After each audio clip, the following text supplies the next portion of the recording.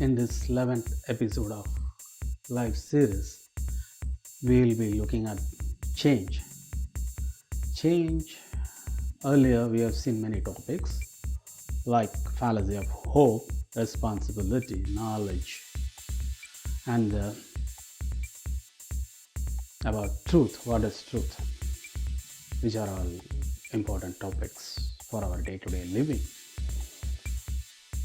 And spiritually, also, we have seen the limitations of those things which we discussed. So now we are going to look at another topic called change. Change is the process of becoming different. Change or aneka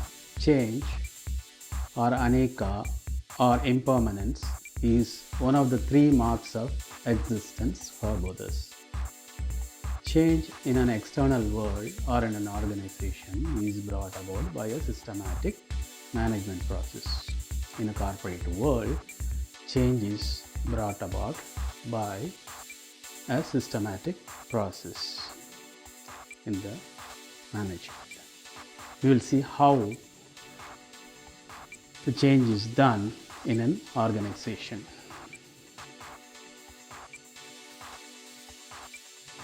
The change management process is the sequence of steps or activities to be followed to apply the change management to a project.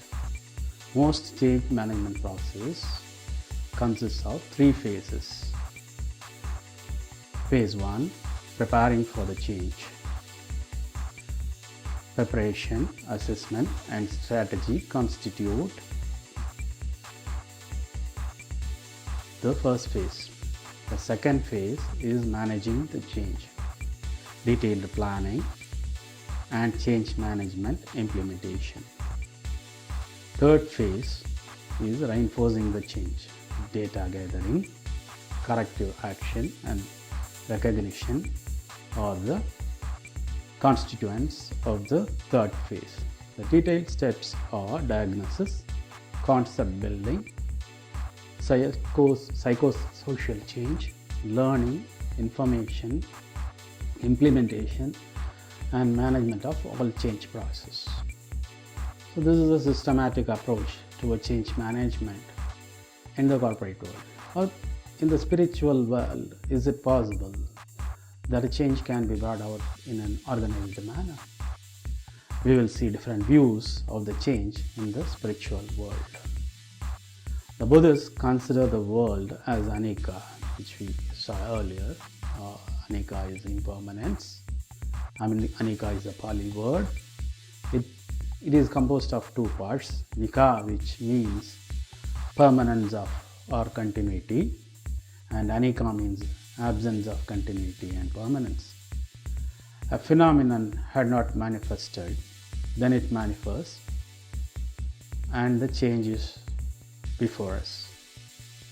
So we can be certain that the changes appeared after the phenomenon has happened. But the phenomena will have a limited duration. Any phenomena comes and goes off, and the change disappears after the phenomena disappears. It's a natural law to ultimately vanish the things that appear, the changes which happen. This is valid for all of them without exception. Aneka is a characteristic common to all phenomena, ascribable to all realities which pertain to our conscious and tangible experiences. All our conscious and tangible experience appear and disappear. It undergoes ceaseless mutations, and all our experiences, even in the meditative, transcendental, or mystical attainments, they are transitory by nature. All this, even spiritual world, whatever experience you have, comes and goes. It is transitory by nature. To bring about any change, the individual has to change. Any change should be to the inner nature. Otherwise, it would merely be a modified continuity. If the change is not inherent, it is going to be a modified continuity, not the real change. I know that outward circumstances change. This is a quote from J.Krishnamurti. I'll continue. I know that outward circumstances change. We marry, divorce, have children. There is death, a better job, the pressure of new inventions, and so on. Not a change that is mere repetition or modified continuity. A change is possible only from the known to the unknown, not from the known to the known. Do please think this over with me. In the change from the known to the known, there is authority.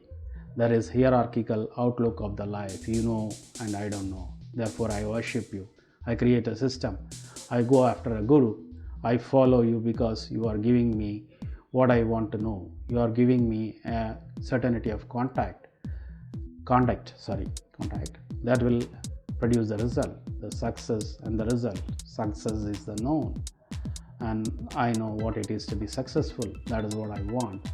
So we proceed from the known to the known, in which authority must exist, the authority of sanction, the authority of the leader, the guru, the hierarchy, the one who knows and the other who does not know. And the one who knows must guarantee the success. Success is my endeavor in change, so that I will be happy. I will have what I want. Is that not the motive for us to change? Do please observe your own thinking, and you will see the ways of your own life and conduct. When you look at it, is that change? Change, revolution is something from known to the unknown, in which there is no authority, in which there may be total failure. But if you are assured that you will achieve, you will succeed, you will be happy, you will have everlasting life, then there is no problem. Then you pursue the well-known course of action, in which is yourself always being the center of things, given by J. Krishnamurti. What he says is that what we actually pursue is success. Even in the spiritual world or materialistic world, somebody offers you success. If you follow a system, then you are sincerely, eagerly going through the steps which is prescribed by your guru or a master, and ultimately you can reach the success in which you are the center of the things. That is, your goal is also fixed. It could be a spiritual utopia or again in the materialistic world. So that is from the known. Your position now is known, and the future, your goal is also known. You are fixed. Your guru wants you to follow a certain path to reach that goal, and everything is known in this process. But the actual transcendence or the change is internal, and it is from the known to the unknown. Why it is from the known to unknown? Because a deliberate change, the change that is compulsory, is no change at all, because already we defined the goal and path leading to the goal. Whereas life is unknown and dynamic. Our life is unknown and dynamic. So everything is changing. So you cannot determine what your goal is to fix it. In materialistic world it is possible, but in the spiritual world, psychologically things are changing. It is ever dynamic and there is no fixed end point. So we will see this in a Sufi story, changing the world. Bayazid is a Sufi mystic. He has written in his autobiography, "When I was young, I thought and I said to God, in all my prayers, this was the base. Give me energy so that I can change the whole world. Everybody looked wrong to me. I was a revolutionary and I wanted to change the face of the earth." So when he was young, Bayazid wanted to change the whole world because the whole world seemed to be wrong to him. So he prayed to God, "God, give me energy so that I can change the whole world." When I become a little more mature, I started praying, "This seems to be too much. Life is going out of hands. Almost half of my life is gone and I have not changed a single person. And the whole world is too much." So I said to God, "My family will be enough. Let me change my family." So when he became mature in the middle age stages, he thought, no, he has his half of his life is gone, and he has not changed anyone in the world. Everything remained the same. Still, everything seemed to be wrong. He could not do anything. So let me at least change my family. That's what he thought, and he prayed to God. God, please give me the energy so that I can change at least my family members. Then he became old. When he was very old, he thought, no, changing the family is too much. Nobody has changed. They are as they are. And I have not even changed a little bit of them. I could not even do that.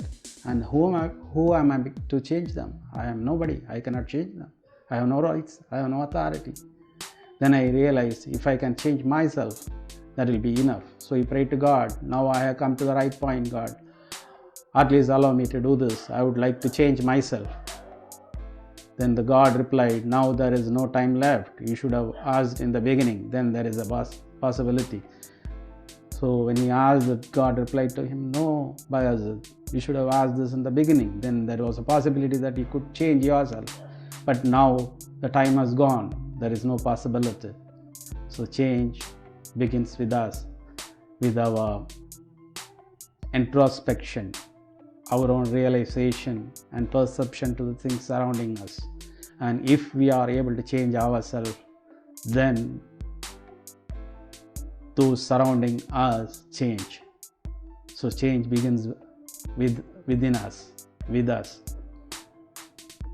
So with this, we'll end this part of the episode and continue our journey on understanding life in future episodes. Please subscribe to my channel in the journey together in discovering the life. Thank you.